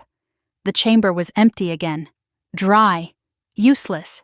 No, I gasped. Claire appeared behind me. You really should be more careful with your equipment. The world darkened around the edges. I felt myself sliding downward, knees hitting the floor. My breath came in thin, high-pitched gasps. My chest spasmed violently. Somewhere behind me, Matt sighed loudly. Maybe call 911, he said lazily. She's being dramatic again. I forced the words out. Phone, my phone. Claire looked at me with a tilt of her head like my suffering bored her. You don't need your phone. Just breathe. I can't, I wheezed. Claire stepped aside and walked away. Matt tossed something toward me. My inhaler. It clattered against the floor and slid under the dresser. My vision blurred. I crawled toward it, blind, desperate. My lungs screamed for air, but my body refused to comply. I couldn't get a full inhale. Each one was a tiny, strangled breath that made my ribs shake. Just as my fingers brushed the edge of the inhaler, I collapsed forward. Panic surged through me, sharp, cold total. Air. I needed air. I fumbled for my phone fingers, trembling violently. Somehow, through the fog in my head, I managed to swipe and hit 911. A thin whisper escaped me. Help! Can't breathe! The dispatcher's voice crackled. Stay with me. Help is coming. Can you tell me what happened? Smoke, can't breathe. COPD. My voice dissolved into a violent coughing fit. Claire shouted from the hallway. Hang up. You're making things worse. I clutched the phone tighter, pressing it to my ear. The dispatcher's voice steadied me. Don't hang up. Help is on the way. The front door burst open moments later. Paramedics rushed in, their voices sharp and urgent. She's cyanotic, get oxygen on her now. Check the airway. Move her carefully. Don't jostle her chest. Hands lifted me gently. A mask covered my face. Cold oxygen flooded my lungs, shocking them awake. I coughed hard, but air finally filled the spaces that had been starved. My vision sharpened slowly. One paramedic glanced at the inhaler lying half-hidden under the dresser. Why was this all the way under here? He asked. Matt replied instantly, she drops things. The paramedic didn't look convinced. Another paramedic lifted the nebulizer and frowned. It's empty, and the tubing isn't attached. Did she use this recently? Claire's voice rose. She panics. She's always doing things wrong. The paramedics exchanged glances, serious ones, cautious ones. They weren't buying the excuses. The police arrived next. This time, they didn't treat it as a simple misunderstanding. One officer knelt beside me as I tried to breathe steadily through the oxygen mask. Ma'am, he asked gently, are you safe in this home? I shook my head weakly. No, I whispered. I'm not. Matt scoffed behind him. She's exaggerating, sir. The officer snapped, step back. As they lifted me onto the stretcher, Claire followed closely, demanding answers, insisting the paramedics were overreacting. You don't understand her condition, she said sharply. She gets overly dramatic, but the paramedic closest to me cut her off. She's in respiratory distress. This isn't drama. They wheeled me toward the ambulance, and for the first time in weeks, I felt the air begin to lighten, not because my lungs were healed, but because someone finally believed me. From the stretcher, I saw Claire's face shift from frustration to fear. Real fear. Matt's jaw tightened, his hands clenched at his sides. For the first time, I wasn't the only one gasping. As the doors closed, the paramedic leaned toward me. APS has been notified, he said softly. You're not going back there tonight. A single tear slid down my cheek, not from pain, but from something close to relief. As the ambulance pulled away, Claire's voice echoed faintly behind us. Anna, don't do this. "You're ruining everything." But they had already ruined everything long before I dialed 911. Inside the ambulance, hooked to oxygen, listening to the hum of machinery keeping my lungs steady, I felt something shift deep inside me. This wasn't just survival anymore. This was the beginning of an ending I hadn't dared imagine. And for the first time, I didn't feel powerless. I felt the air returning slowly, painfully, triumphantly. This was the moment everything changed. I woke to the hushed beeping of a hospital monitor, the soft hum of filtered air, and a stillness so foreign it made me uncomfortable. For the first time in months, I wasn't cold. I wasn't coughing. I wasn't listening for footsteps outside my door. The sheets were warm, the room quiet, and breathing didn't feel like lifting a boulder inside my chest. But the relief was fragile. Every breath reminded me I wasn't in my room anymore because I couldn't go back. And the thought of Claire or Matt walking through the hospital doors sent a chill down the center of my spine. A nurse stepped in with a kind smile. "Morning, Anna." "How's the breathing better?" I whispered. "I think." "You're safe here," she said gently, adjusting the oxygen tube resting under my nose. "APS has been notified. You won't be discharged back to that home." The words felt unreal, like oxygen for my mind, not just my lungs. I blinked back tears and nodded. Just as the nurse left, another woman entered, her posture straight, but her expression warm. She carried a folder and a tablet. Her badge read, "APS Investigator Linda Carver." "Good morning, Anna," she said softly as she took a seat beside my bed.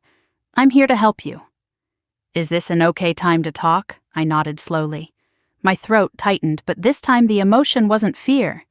It was the strange weight of being believed. Linda opened her folder. "First, I want you to know this conversation is completely confidential. I'm going to ask you some difficult questions. But you're safe. No one can hurt you right now. Safe." The word landed in my chest like sunlight. She began gently, "Can you tell me what happened yesterday?" My voice shook as I spoke. He blew smoke directly at me. I asked him not to, and then I couldn't breathe.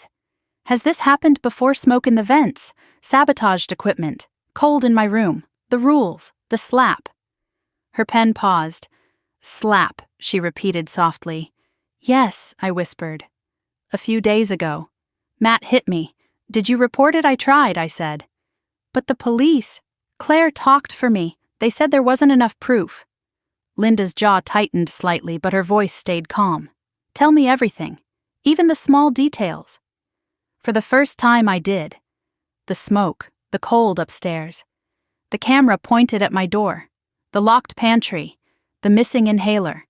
The disassembled nebulizer. The rules. The invoices. The way Claire watched me like she was waiting for something. The feeling of being observed constantly, even in silence.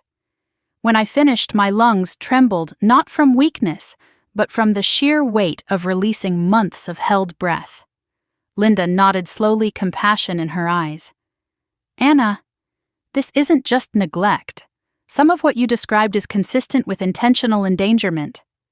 The words hit me harder than any slap could. Intentional. Endangerment.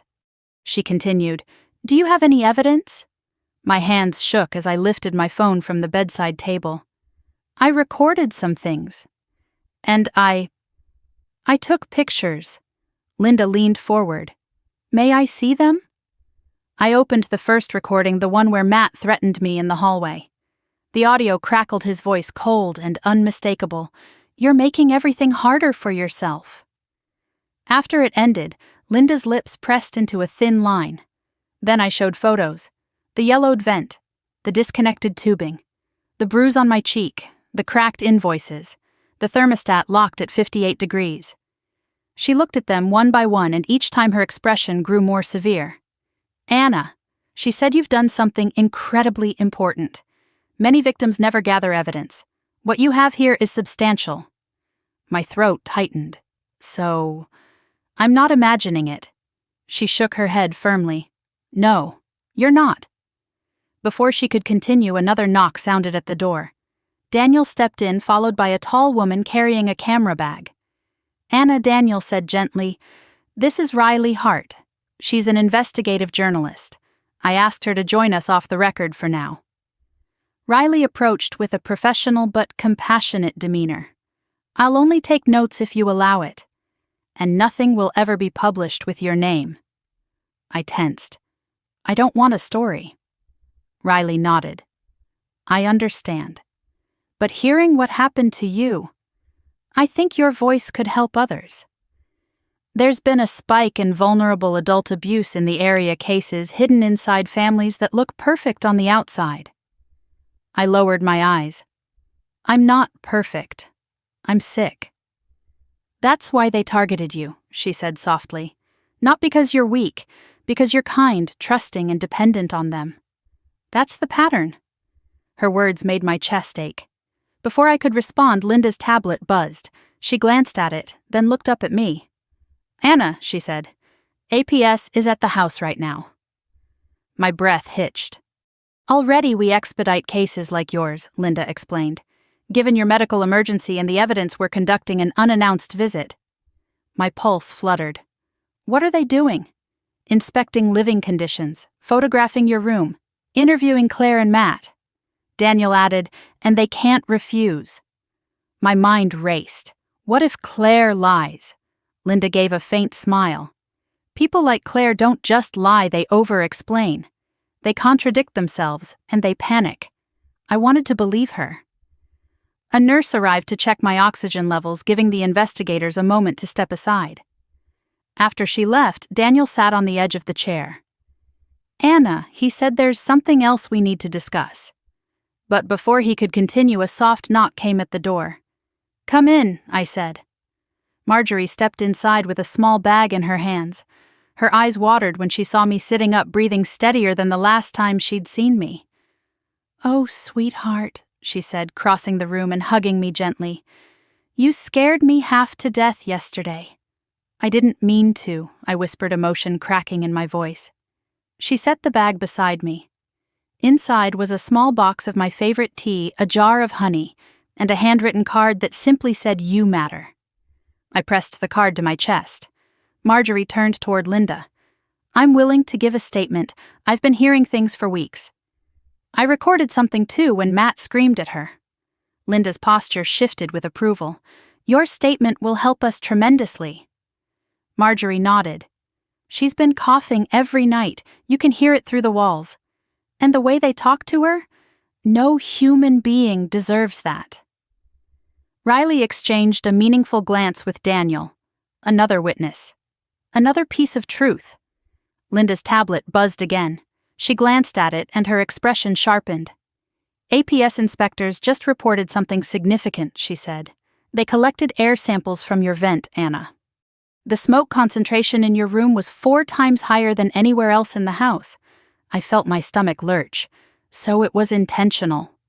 "There's no innocent explanation," Linda said. Daniel added, "And we're not done yet." A few minutes later, Linda received a new update. Her face changed entirely. "Anna," she said slowly, "APS found something else on Claire's computer." My breath stalled. What drafted application for a caregiver stipend? And based on the timestamps, she prepared it before you ever moved in. Riley's eyes widened. "So they planned this." Daniel nodded grimly. "Your sister didn't take you in out of compassion. She took you in as income." My lungs tightened, not from illness this time, but from a grief so deep it hollowed out my chest. "My own sister," I whispered. Marjorie reached out and touched my hand. "You deserved love, not exploitation." Linda closed her folder. "Anna, you should know you will not be going back to that house. APS has made our initial recommendation." "What is it?" I breathed. "That you be permanently removed from the residence," she said. "For your safety, effective immediately." I stared at her, stunned. Permanently removed. No returning. No obligations to them. No more cold air. No more smoke. No more fear. The concept of freedom felt too big to hold. Later that evening, after Daniel left to prepare documents and Linda went to finalize housing arrangements, I lay back in the hospital bed and closed my eyes. The oxygen flowed gently, keeping my breath steady. For the first time in months, I wasn't waiting for footsteps outside my door, or listening for the hiss of a vent, or fearing the hand that might strike me. Instead, for the first time, the air felt like it belonged to me. And tomorrow I wouldn't be going back to that house of smoke. Tomorrow I would begin to breathe again. The next 48 hours unfolded like a storm, quiet at first, then violent, then strangely calm in the aftermath. I remained in the hospital under observation, hooked to oxygen and pulse monitors, while APS and the police worked in the background. I didn't see any of it, but I felt every tremor through the updates Linda brought to my bedside. On the third morning, Linda entered my room with a folder so thick it looked painful to carry. She set it on the table, took a breath, and said, "Anna, things escalated at the house." I gripped the blanket. "What happened?" "They confronted your sister and her husband. It didn't go well." My heart fluttered. Did they deny everything?" Linda gave a humorless smile. "Not at first. Claire tried to act shocked, claimed she had always cared for you. Then Matt got defensive. Too defensive. He said APS was blowing things out of proportion." "That sounds like him," I whispered. "He also yelled," Linda added. "A lot, in front of officers." I closed my eyes. I could picture it perfectly, Matt looming over them, veins tight in his neck, barking at anyone who challenged him. Claire melting into a performance of innocence with a trembling hand pressed to her chest. Linda continued, "It got worse. They tried to stop us from entering your room. Claimed they had a right to privacy." "You got in anyway?" I asked. "We had legal grounds," she said, "and once we opened the door, it was obvious." She slid a photo across the table, a glossy print of my room-cold, bare, impersonal vent, rusted temperature reading 58 degrees. I looked away quickly, but more photos followed. The disassembled nebulizer, the cold vent, the inverted lock on the outside of the door, the missing medication bottles that I hadn't realized were gone. My chest tightened. They were locking me in," Linda nodded. "It appears so. And the smoke concentration was highest at the vent leading directly into your room. A professional inspector confirmed the duct was tampered with." My stomach dropped. Tampered. "Someone manipulated the airflow to redirect smoke," she said softly. "Not enough to kill you quickly, but enough to degrade your health over time." The room swayed for a moment. I gripped the rails of the bed to steady myself. "They wanted the stipend," I whispered. "They wanted me sick enough to justify it." Linda placed a hand on mine. "Anna, you survived a situation that many don't walk away from." A soft knock sounded on the door. Daniel stepped in, his expression grim but focused. He carried his own stack of paperwork. "I have updates," he said, sitting on the edge of the chair. "And consequences." I held my breath. He continued. "Based on APS's findings, the police filed a warrant to search the rest of the house. They found financial documents, drafts of emails, text messages, and something else." What I breathed. "A notebook," he said, "where Claire kept track of your habits. When you woke up, when you showered, when you used electricity, when you complained." She wrote that word a lot. My pulse fluttered. She kept notes. "On me, yes," Daniel said, "and on how much she believed she could claim in caregiver benefits once the stipend was approved." It felt like my ribs were crushing inward. Linda added gently, "She included estimates for projected decline." My breath caught. Projected decline. As if my sickness was a budget line. Neither of them spoke. They didn't have to. A wave of nausea rolled through me. I pressed a hand to my mouth. "They planned all of this," I whispered, "before I ever moved in." "Yes," Daniel said softly. "You weren't a burden to them, Anna. You were a revenue stream." I don't know how long I cried quietly, uncontrollably, grief pouring out of me like a slow hemorrhage. Not grief for myself, but for the sister I had once believed existed. That sister had died long before I arrived at her doorstep. When my breathing steadied, Daniel spoke again. There's more. I braced myself. Matt was caught yelling at an APS worker, threatening, actually. The police were called back. They detained him overnight. A strange sensation washed over me, fear and relief blending into one trembling exhale. And Claire, I asked. She's cooperating now, Linda replied. But she's angry, very angry, mostly at you. I closed my eyes. That didn't surprise me either. She claims you betrayed her, that you chose outsiders over family. Daniel snorted. Family doesn't poison family, poison. The word hit too close to the truth. Linda leaned forward. There's another development. A neighbor submitted doorbell camera footage of the morning you collapsed. My breath stalled. What did it show? You stumbling outside before crawling back in, she said, struggling to breathe, looking terrified. That alone will support the case. And there's audio too, Daniel added. From when the paramedics arrived. Matt told them you were hysterical for attention. I lowered my head. Shame tried to rise, but I forced it down. Shame didn't belong to me anymore. Linda flipped to another page. APS's interim recommendation, and this is important, is that you be placed in a safe temporary residence until we complete the full investigation. You will not return to Claire and Matt under any circumstances. A tear slid down my cheek. Where will I go? Daniel smiled gently. We've arranged an emergency placement, a furnished apartment near downtown, quiet building, accessible bathroom, no stairs, medical equipment included. I blinked, stunned. For me, for you, he said. No cost, funded through a state program for vulnerable adults recovering from abuse. My hands trembled. When can I leave the hospital? As early as tomorrow, Linda said. Your new place will be ready by then. My heart picked up speed, not from fear this time, but something else. Something that felt like hope, raw and unfamiliar. Daniel hesitated before speaking again. Anna, there's something I need to ask. Did you ever notice paperwork missing, or anything else out of place? APS found evidence suggesting Claire accessed your personal files? My eyes widened. I had an envelope with my medical records, and some old insurance forms.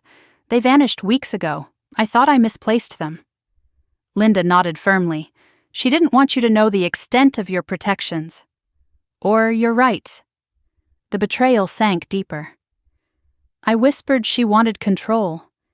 She doesn't have it anymore, Daniel said. The conversation paused when the nurse returned to check my vitals. When she left, Linda stood. I'll be back later with the final documentation, she said. Try to rest, Anna.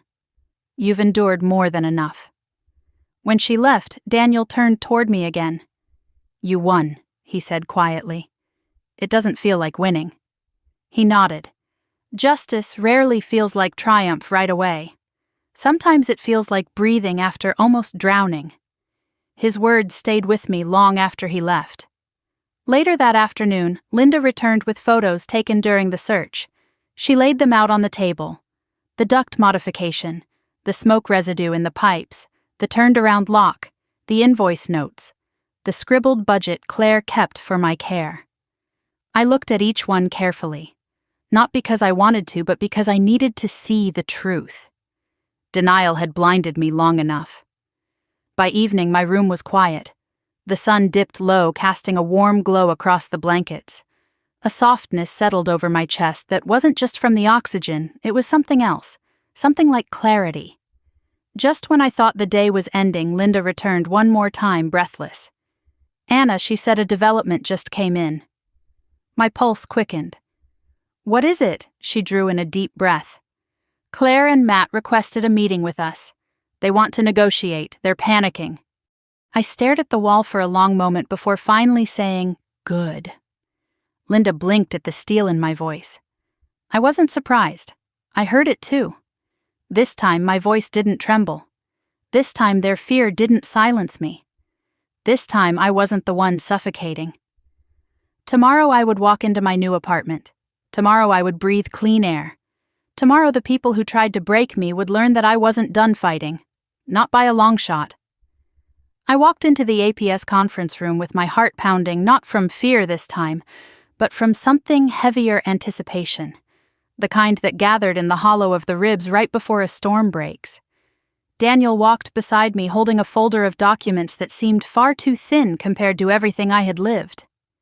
Linda followed, tablet tucked under her arm, expression calm and unreadable. The room was bright sun spilling over the long table like a spotlight. At the far end sat Claire and Matt. Claire's eyes widened when she saw me. She looked smaller than I remembered, shoulders hunched, face pale, lips pressed into a thin line. Matt, on the other hand, leaned back in his chair, arms crossed, jaw tense. It was the same posture he used whenever he was about to assert dominance. But today wasn't his arena. Daniel pulled out a chair for me.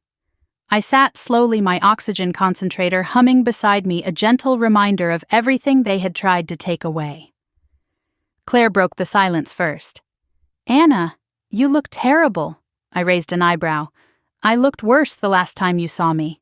She flinched. Matt snorted. "We didn't come here for dramatics." Daniel set the folder on the table with a quiet, decisive thud. "Good. Because we're here for facts." Linda opened the meeting. "This is a formal case conference regarding allegations and evidence of vulnerable adult abuse, intentional endangerment, financial exploitation, and unsafe living conditions. Both parties will have the opportunity to speak, but APS will present first." Matt rolled his eyes. Claire clasped her hands tightly in her lap. Linda tapped her tablet. "Let's begin with the environmental findings." The screen on the wall lit up with the photo of my vent, rusted dark and heavy with residue. Claire gasped quietly. Matt stiffened. "This," Linda said, "is the air system leading directly into Anna's room. The duct was manually modified, causing airflow to concentrate smoke and cold air into her space at levels 4 times higher than the rest of the house." Claire whispered, "That's not possible." Daniel replied, "The technician who installed the system confirmed the adjustment was made after installation." Matt snapped, "Maybe the house is old." "No," Linda interrupted sharply. "It was tampered with, deliberately." Silence settled over us like dust. Daniel unfolded another photo. "This is the nebulizer Anna relied on. The water chamber was emptied multiple times, and the tubing disconnected." Claire's voice quivered. "She's clumsy. Clumsy doesn't explain fingerprints on the valve," Daniel said. Matt bristled. "You're stretching." "The data doesn't stretch," Linda replied coolly. "It reveals." Daniel continued sliding more photos forward, each one a confession they didn't voice.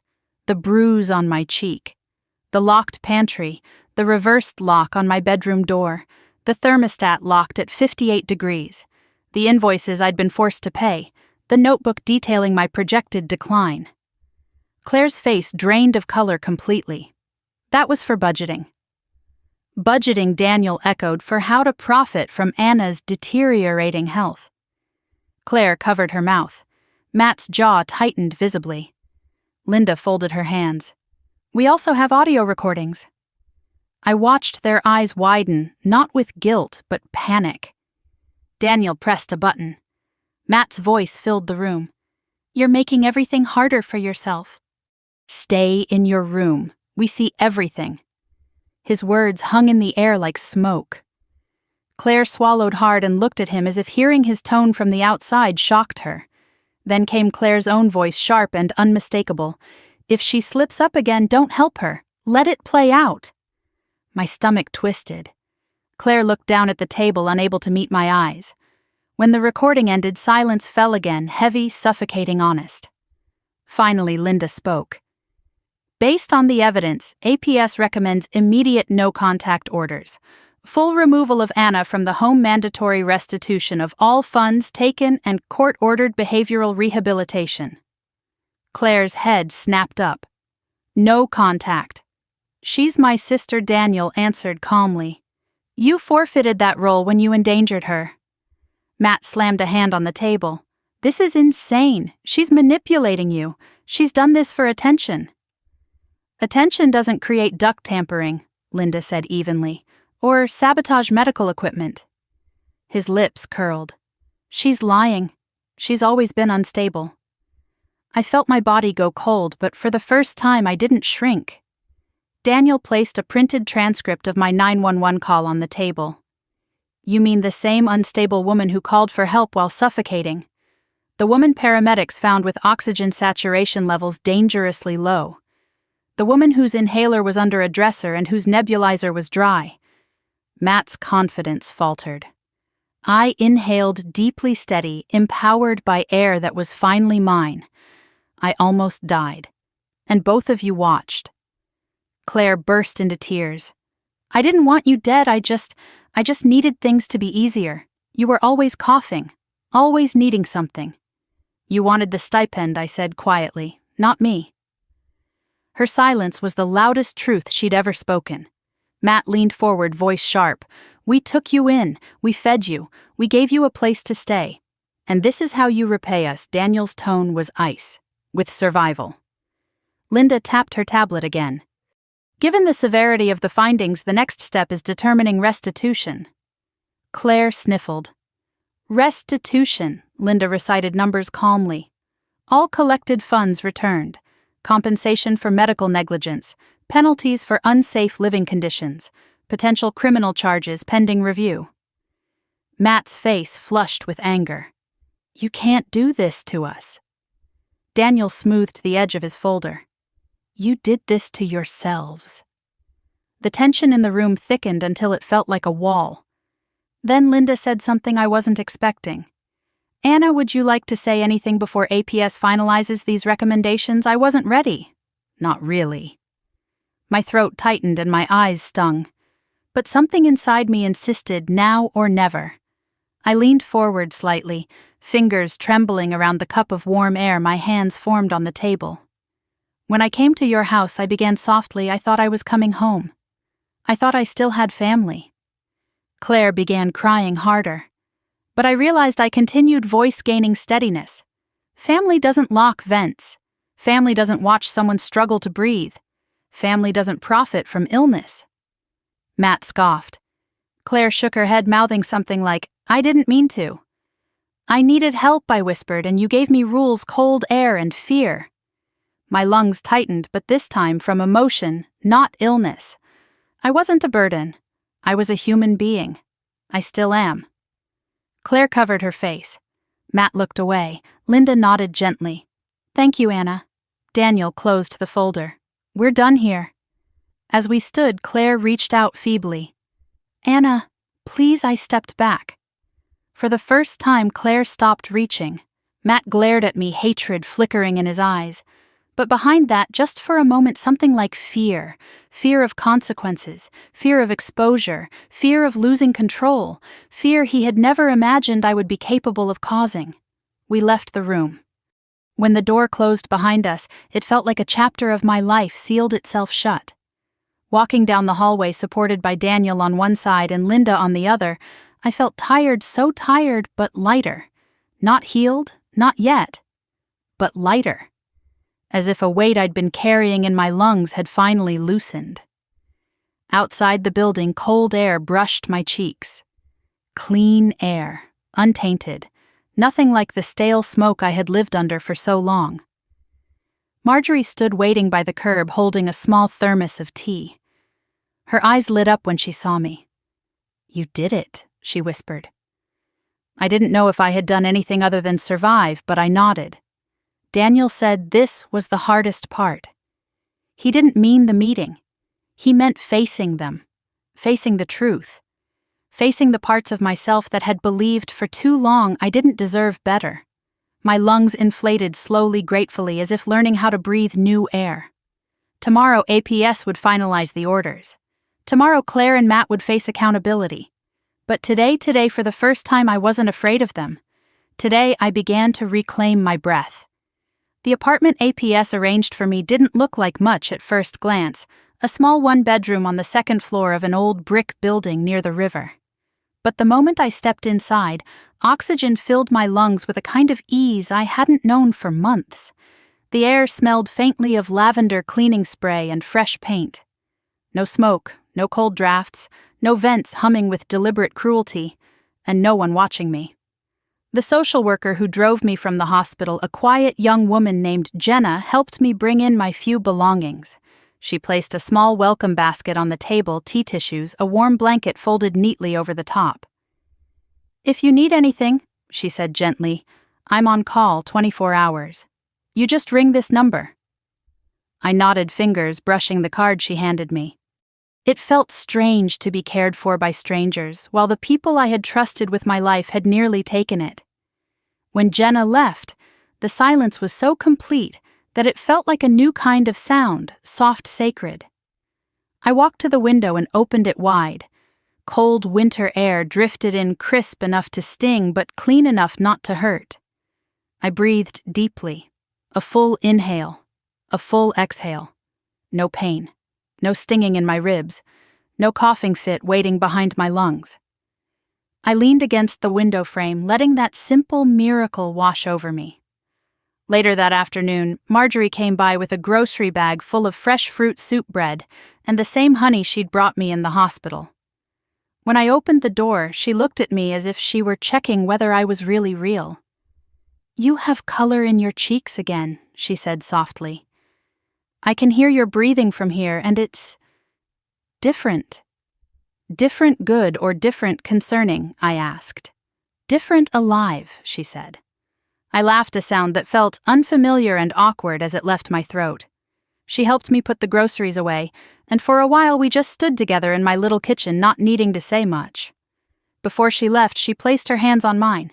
"You're safe now. You know that, right?" I wanted to say, "Yes, I know." But safety is not something you learn overnight. It returns in whispers, not declarations. "I'm trying," I said instead.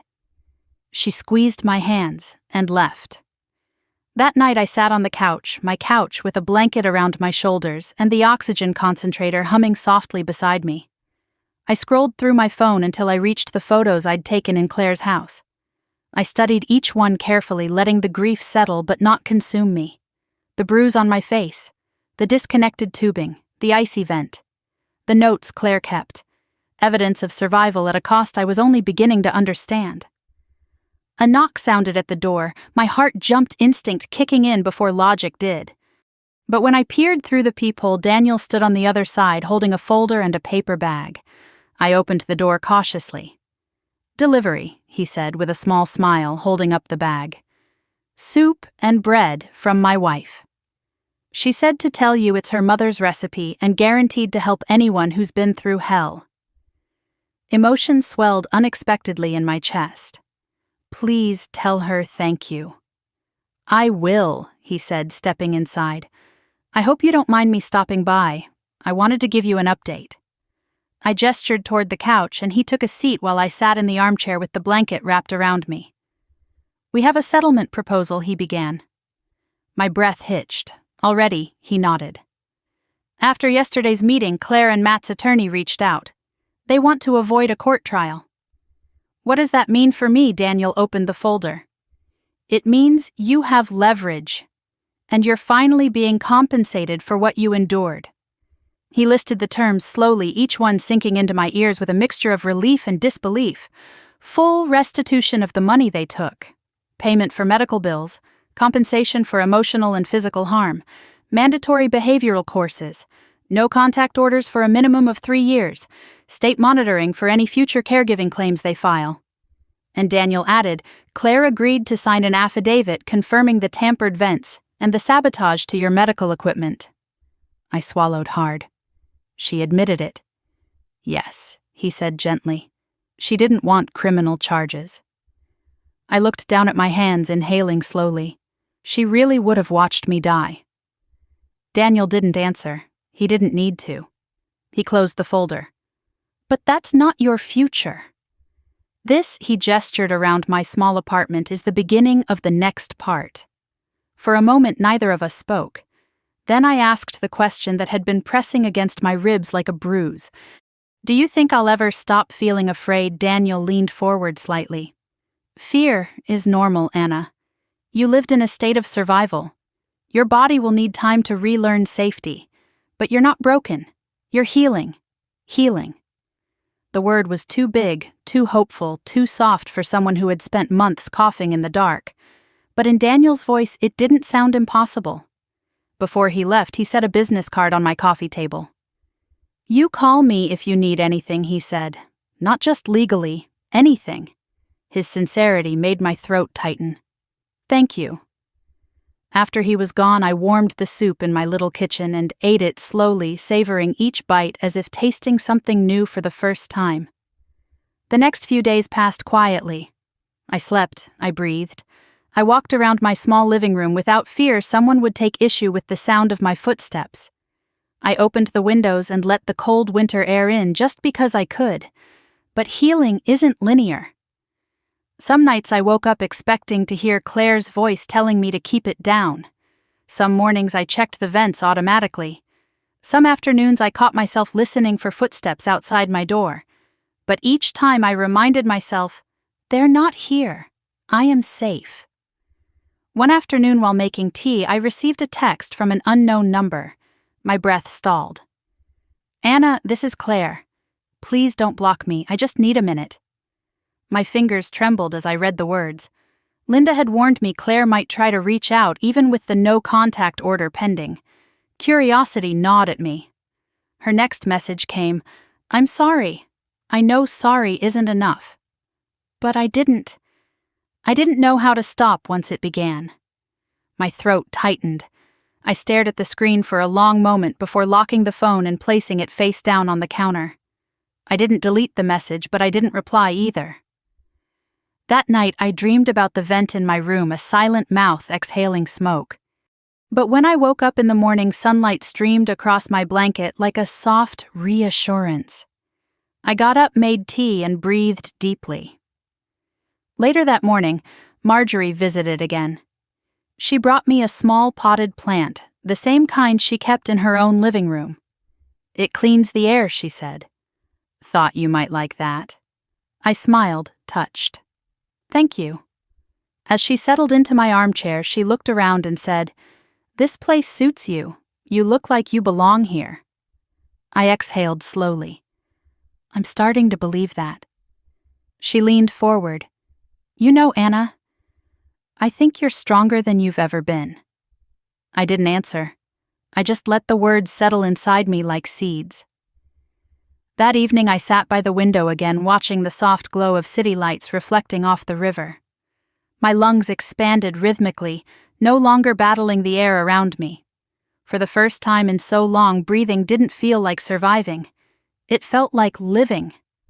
And tomorrow, Linda told me APS would finalize the no-contact order. Claire and Matt would be legally barred from coming near me. Tomorrow I would take another step toward rebuilding the pieces of myself they tried to break. Tomorrow I would begin writing the next chapter of a life they never expected me to reclaim. And tonight, I allowed myself one fragile truth. I made it out. And I wasn't done healing. The day the no-contact order became official, the air in my apartment felt lighter, as if the walls themselves exhaled with me. Linda arrived with a folder containing the final documents, her expression brighter than I'd ever seen it. She placed the sealed packet into my hands with a soft but triumphant smile. "It's done," she said. "They cannot contact you, visit you, or approach you in any capacity. If they try, the police will intervene immediately." I held the papers carefully, almost reverently. They felt heavier than their weight, like armor, like truth, like the justice my lungs had been gasping toward for months. "Thank you," I whispered. "You did the hard part," Linda replied. "You survived." She hugged me gently before leaving, and when the door closed behind her, I leaned my forehead against it. For a moment, I simply breathed. Not out of necessity, not out of fear, but out of relief. Later that afternoon, the doorbell rang again. I looked through the peephole and saw Daniel standing there with a white envelope in hand and a tired smile creasing his face. I opened the door quickly. "Got a minute?" he asked. "For you always," I said. He stepped inside and held out the envelope. The settlement funds were processed today. I wanted to deliver this part personally. I hesitated before taking it. I don't know how to feel about taking their money.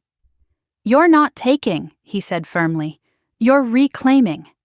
And this isn't charity, it's accountability. It's restoration." I ran my fingers along the envelope before opening it. Inside was a check larger than anything I had ever held in my hands. Enough to cover my medical bills, enough to give me stability, enough to prove that what happened to me mattered. I sank onto the couch, the weight of it grounding me. Daniel sat across from me. "How are you settling in?" I glanced around the apartment, small but warm, safe, in a way no mansion could ever be. It feels like breathing clean air after months in a smoke-filled room. He smiled. "That's exactly what it is." We spoke for a while about next steps, ongoing medical support therapy options, community groups for vulnerable adult survivors. I listened, nodding, feeling a strange mixture of exhaustion and strength rise through me. Before he left, Daniel paused at the door. "Anna, I need you to hear something." I lifted my eyes to his. "You didn't just survive them. You exposed them. You stopped them from doing this to someone else. You changed the story." Emotion hit me so suddenly that I had to grip the doorframe. "Thank you," I murmured. He nodded and stepped into the hallway. "Take care of yourself, Anna.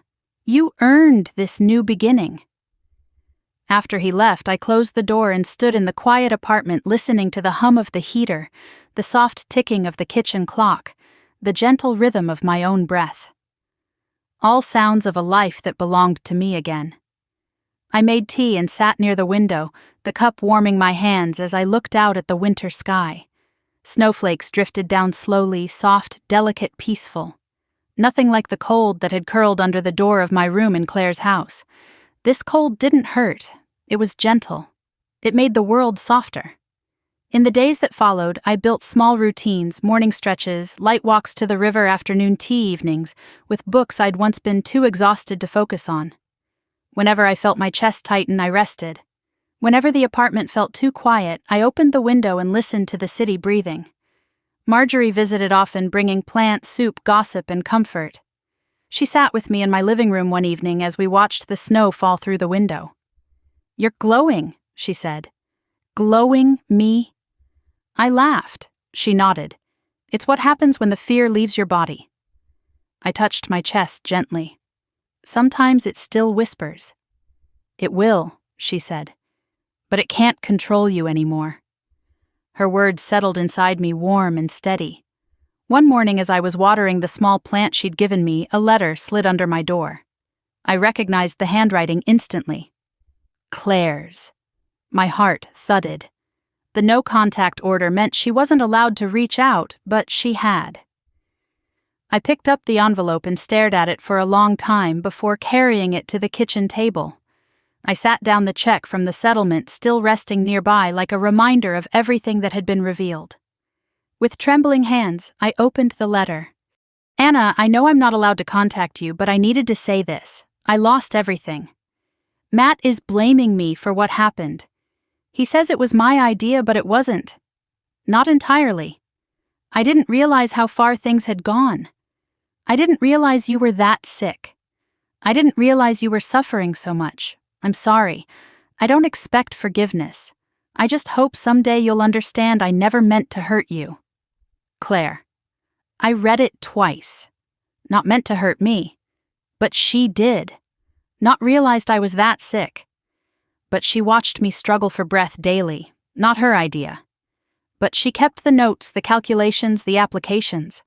The words didn't sting as much as I expected. They didn't soothe either. They simply existed like the last remnants of smoke after a long, damaging fire. I folded the letter and placed it inside a drawer. "I don't need this," I whispered. Because forgiveness wasn't the goal. Healing was. And healing didn't require going back to the person who held the match. That afternoon I took a longer walk down to the river. The snow had stopped, leaving a soft blanket over the ground. I moved slowly but steadily, breathing deeply through my nose, feeling each inhale expand my chest without resistance. When I reached the riverbank, I sat on a bench and watched the water drift under the bridge. For the first time in a long time, I didn't feel like a burden, or a problem to be solved, or a pawn in someone else's desperate plan. I felt like a person again, a whole person, a person with a future. I pulled out my phone and turned on the microphone. Old habit. But instead of documenting pain, I documented peace. January 23rd, I said softly. Breathing feels easy today. The air is cold, but it doesn't hurt. I walked to the river and didn't cough once. I think I'm starting to recognize myself again.